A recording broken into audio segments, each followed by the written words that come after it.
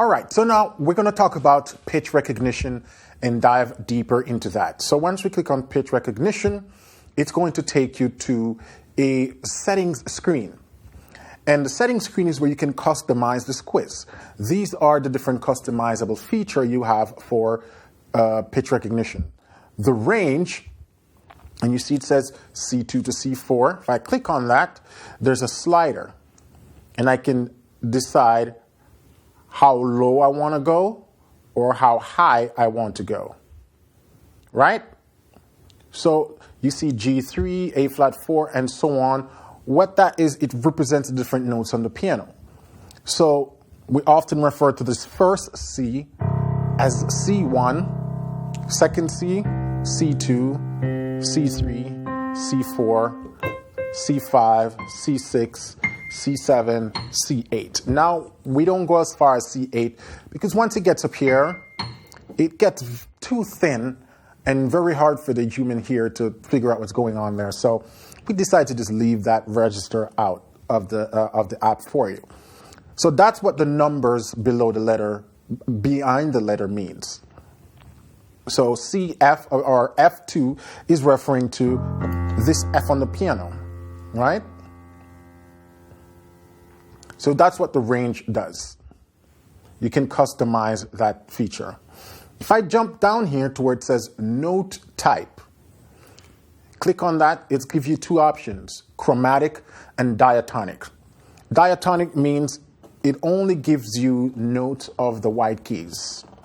Chromatic means it's a mixture. It's going to give you black keys and white keys. If you want that, chromatic or diatonic, you just tap on the one you want. Let's go back. There's a timer. The default setting for the timer is disabled. So that's why you see 0 minutes.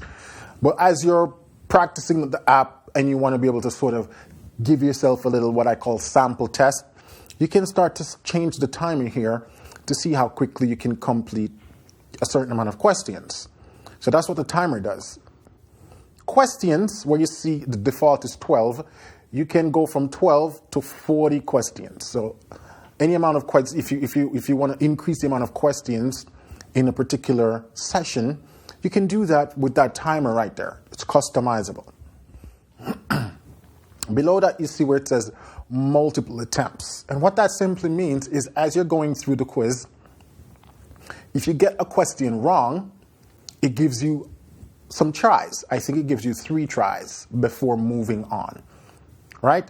If you disable multiple attempt by just toggle this thing off, when it's green, it's engaged. When it's clear, it's disengaged or disabled. If you disable multiple attempts, as soon as you get a question wrong, it moves on. You don't get to try again, basically. So multiple attempts, that's what it means to try again. And this is the customization screen, right?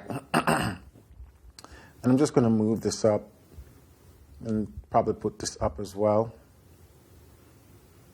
to C3.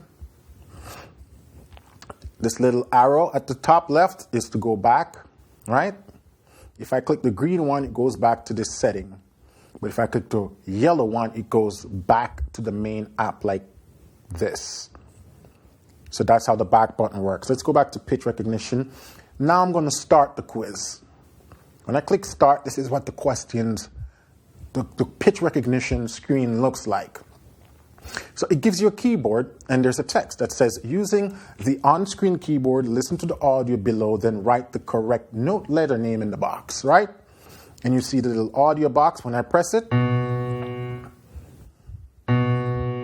And so the idea is to match that pitch with one of these keys that is shown on my sample keyboard below. So it's a B. Even though it's a different octave, I could tell it's a B.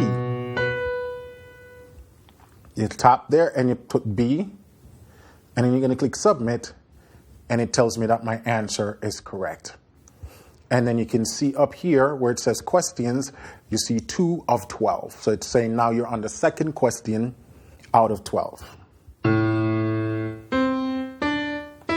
So I can tell that's an E. Now, what if I put an F? You see it says try again, So this is how multiple attempts work. So now I can try again. Let's try another one. G. Still says try again. If I put another one, D, then it tells me that my answer is A, and move on. So that's how multiple attempts works, right? And once you can complete all of these questions and as a practice. Now, as I said, that little yellow gear icon in the top right of the screen is your settings. If I click on that, it brings up back that little settings box where I can customize things again, make some changes. Then I click the gear icon to exit and continue the quiz. The circle arrow is a reset. So right now I'm 3 questions out of 12. So if I click on that, it takes me back to question 1. And that's what pitch recognition is, right? And you practice this to get good at the ability to pitch yourself. Now, like I said, you can create complexities. So if you want, you go to range and you can widen this so you get a wider range of notes chosen from the keyboard, right? So this is telling me that it's choosing notes from C2 to C4. So C2 to C4, it's choosing notes within that register. If you want, you can widen it or you can lower it by, again, toggling these little sliders. So that's how you use pitch recognition. In the next video, we're going to talk about interval training. I'm going to look at that and give you some pointers as to how you can work on that.